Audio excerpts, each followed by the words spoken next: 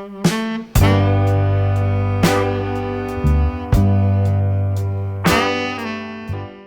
India glitz viewers, I M Sreekumar. ഞാൻ school time മുതൽ തന്നെ ആക്ടിങ് അല്ലെങ്കിൽ മ്യൂസിക്കായിട്ടൊക്കെ ബന്ധപ്പെട്ട് വർക്ക് ചെയ്യുന്നുണ്ടായിരുന്നു. അതിൻ്റെ കോമ്പറ്റീഷൻസിനൊക്കെ പോകുമായിരുന്നു. അപ്പോഴൊന്നും മൂവിയിൽ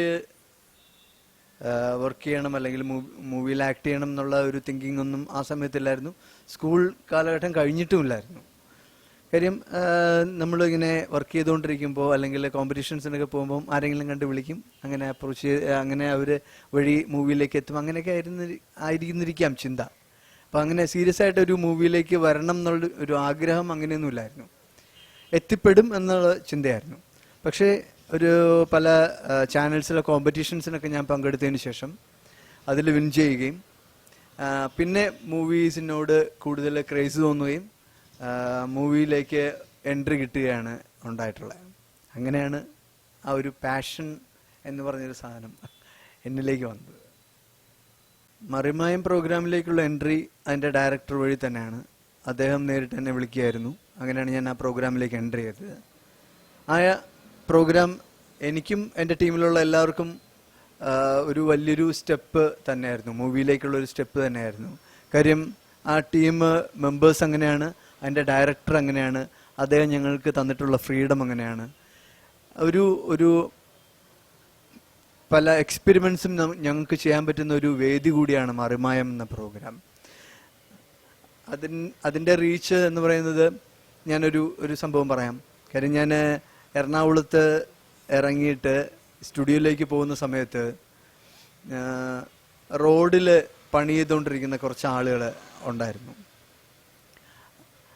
അതിലൊരാൾ വേർത്ത് കുളിച്ചിട്ട് അയാൾ അവിടെ നിന്ന് കൈ കാണിച്ച് ഓടി വന്നിട്ട് എന്നെ കെട്ടിപ്പിടിച്ചു.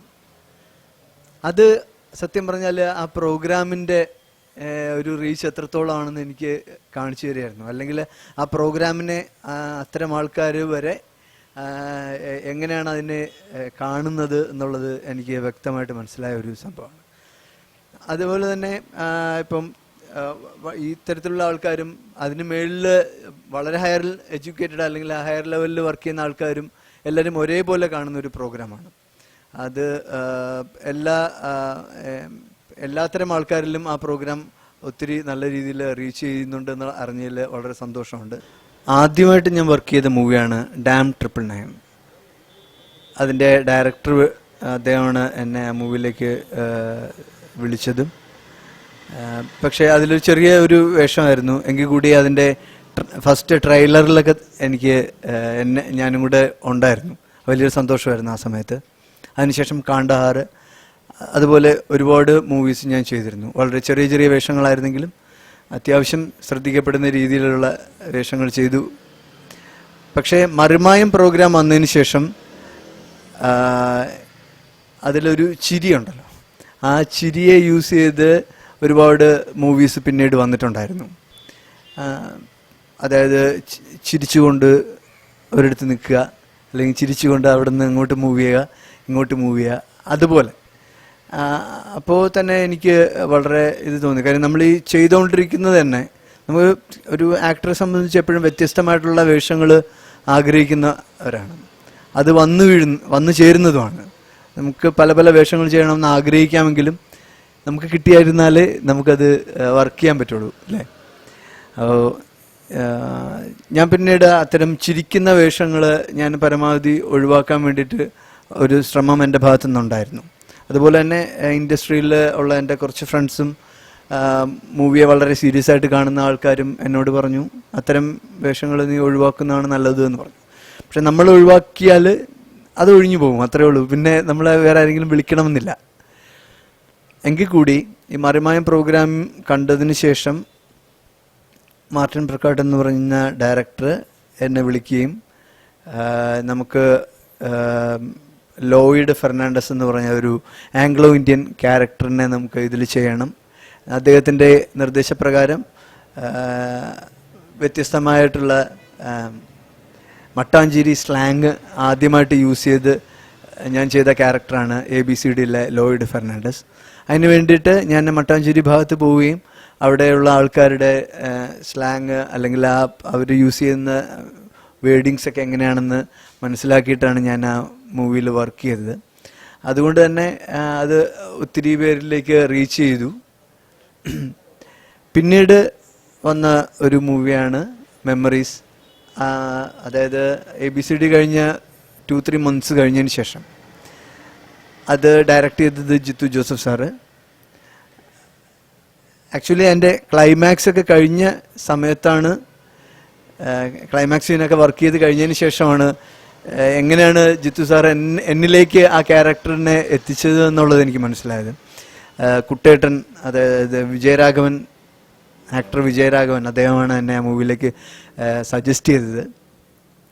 അദ്ദേഹം എന്തുകൊണ്ട് ആ മൂവിയിലേക്ക് എന്നെ സജസ്റ്റ് ചെയ്തു എന്നുള്ളത് തീർച്ചയായിട്ടും മറുമയം പ്രോഗ്രാമിൽ കണ്ടതുകൊണ്ടാവണം. ഡയറക്ടർ ആ മൂവിയിലേക്ക് എന്നെ ധൈര്യത്തോടെ ഉൾപ്പെടുത്തുകയും ചെയ്തു. അത് തീർച്ചയായിട്ടും ആ ഉണ്ടായിരുന്ന അതുവരെ ചെയ്തുകൊണ്ടിരുന്ന ക്യാരക്ടേഴ്സിൽ നിന്നൊക്കെ വ്യത്യസ്തമായിട്ടുള്ള ഒത്തിരി വേഷങ്ങൾ എനിക്ക് പിന്നീട് പല മൂവീസിലും മെമ്മറീസ് എന്നുള്ള മൂവി കഴിഞ്ഞതിന് ശേഷം ഉണ്ടായിട്ടുണ്ട്. മെമ്മറീസ് മൂവി ഞാൻ തിയേറ്ററിൽ പോയി കണ്ട സമയത്ത് എൻ്റെ പുറകിലിരുന്ന് കാണുന്നവരൊക്കെ ഇങ്ങനെ വളരെ ഇതാരായിരിക്കും എന്ന് പരസ്പരം അങ്ങോട്ടും ഇങ്ങോട്ടും പറയുന്നത് ഞാൻ കേൾക്കുന്നുണ്ടായിരുന്നു. പെട്ടെന്ന് എൻ്റെ ഒരു എൻട്രി, അല്ലെങ്കിൽ ഈ ക്യാരക്ടറിൻ്റെ ഒരു എൻട്രി കണ്ടപ്പോൾ എല്ലാവരും കുറച്ചുകൂടെ ഇത് അയാളല്ലേ എന്നൊക്കെ പറഞ്ഞ് ആ രീതിയിൽ സംസാരമൊക്കെ ഉണ്ടായിരുന്നെങ്കിലും പിന്നീട് ആ മൂവിയിലേക്ക് അവർ അകത്ത് ആ മൂവി വളരെ സീരിയസ് ആയിട്ട് വാച്ച് ചെയ്തുകൊണ്ടിരിക്കുന്ന സമയത്താണ് എൻ്റെ അടുത്ത ഡയലോഗ് പറഞ്ഞത്, വാവ്, സൈക്കോളജിക്കൽ മൂവ് എന്ന് പറഞ്ഞിട്ടുള്ള ഒരു വേർഡ് കേൾക്കുന്നത്. ഈ സീരിയസ് ആയിട്ട് കണ്ടുകൊണ്ടിരുന്നവർ പെട്ടെന്ന് ഇത് കണ്ടപ്പോൾ ജസ്റ്റ് ആ ഒരു സമയത്ത് ഒരു ഫ്രാക്ഷൻ ഓഫ് സെക്കൻഡ് ആ ഒരു സമയത്ത് അവർ എല്ലാവരും ഭയങ്കരമായിട്ട് ചിരിക്കുകയും പിന്നെ വീണ്ടും സീരിയസ് ആവുകയും ചെയ്യുന്ന ഒരു ഇതെനിക്ക് നേരിട്ട് കാണാൻ പറ്റിയിരുന്നു.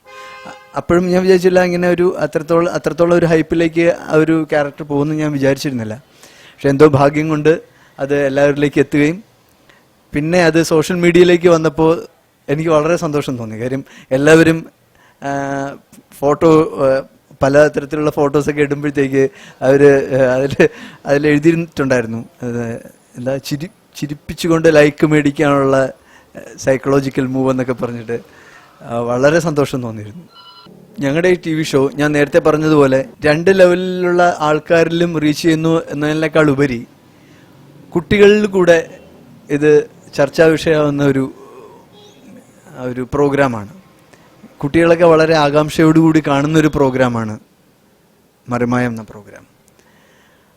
അത് കഴിഞ്ഞിട്ട് ഞാൻ മെമ്മറീസ് എന്ന മൂവി വർക്ക് ചെയ്ത് കഴിഞ്ഞപ്പോൾ എന്നെ സ്നേഹിച്ചിരുന്ന, അല്ലെ എന്നെ ഇഷ്ടപ്പെട്ടിരുന്ന കുട്ടികൾ, വളരെ കൊച്ചുകുട്ടികൾ, അവരെയൊക്കെ കുറച്ച് പേടിയോടുകൂടി എന്നെ നോക്കാൻ തുടങ്ങി. കാര്യം ഞാൻ വേറൊരു ഫേസോടുകൂടി അവരുടെ മുമ്പിലേക്ക് എത്തുകയാണല്ലോ, അതിൻ്റെ പേടിയായിരിക്കാം. പക്ഷേ എന്നെ നേരിട്ട് കണ്ടു കഴിഞ്ഞ് പിന്നെ കുറച്ച് കഴിയുമ്പോഴത്തേക്ക്, ഇപ്പോൾ ട്രെയിനിലൊക്കെ യാത്ര ചെയ്യുമ്പോൾ കുട്ടികളൊക്കെ ആദ്യം വന്നിങ്ങനെ നോക്കിയിട്ട് പിന്നെ ഈ മെമ്മറീസിലെ പേരൊക്കെ പറഞ്ഞിട്ടാണ് അവർ പോവാറ്. യോ സൈക്കോളജിക്കൽ മൂവ് ചേട്ടൻ എന്നൊക്കെ പറഞ്ഞിട്ട് ഇങ്ങനെ ഓടിക്കളയും. പിന്നെ അവരുടെ അച്ഛനും അമ്മയൊക്കെ കൂടെ വന്ന് പിന്നെ അടുത്തൊക്കെ ഇരിക്കുമ്പോഴത്തേക്കായിരിക്കും പിന്നെ അവർ കുറച്ച് കംഫർട്ടബിൾ ആവണം. അതായത് അത്രത്തോളം റീച്ച് ചെയ്തിരുന്നു, അത്രത്തോളം എല്ലാവരിലേക്കും എത്തപ്പെട്ടിരുന്നു ആ പ്രോഗ്രാം. എന്നെ സംബന്ധിച്ച് അങ്ങനെ ഒരു ഡ്രീം ക്യാരക്ടേഴ്സ് ഇല്ല. ഞാൻ നേരത്തെ പറഞ്ഞ പോലെ നമുക്കെല്ലാം എത്തിപ്പെടുന്നതാണ്. നമ്മൾ ആഗ്രഹിച്ചിട്ട് കാര്യമില്ല. പല വേഷങ്ങൾ ചെയ്യണമെന്ന് നമ്മുടെ മനസ്സിലുണ്ടാവുമെങ്കിലും അങ്ങനെ ഒരു ഡ്രീം ക്യാരക്ടർ എന്ന് പറഞ്ഞാൽ എനിക്കങ്ങനെ പറയാനൊന്നുമില്ല. പക്ഷേ ഒരു ക്യാരക്ടർ കിട്ടുമ്പോൾ നമ്മൾ അതിലോട്ട് കൊടുക്കുന്ന ഒരു ഇൻവോൾവ്മെൻറ്റ് അത് നമ്മളുടെ ഭാഗത്തു നിന്നുണ്ടാവണം. നമ്മളുടെ ഭാഗത്തു നിന്ന് ഉണ്ടാവുന്നതിനേക്കാൾ അപ്പുറമായിട്ട് ദൈവത്തിൽ നിന്നുള്ളൊരു അനുഗ്രഹം ഉണ്ടാവണം. എങ്കിൽ മാത്രമേ നമ്മൾ വേറൊരു വേഷമായിട്ട് നമുക്ക് മാറാനായിട്ട് പറ്റുള്ളൂ. ആ മാറുന്നതിന് വേണ്ടിയിട്ട് കുറേ കോൺസെൻട്രേഷൻ ആവശ്യമാണ്.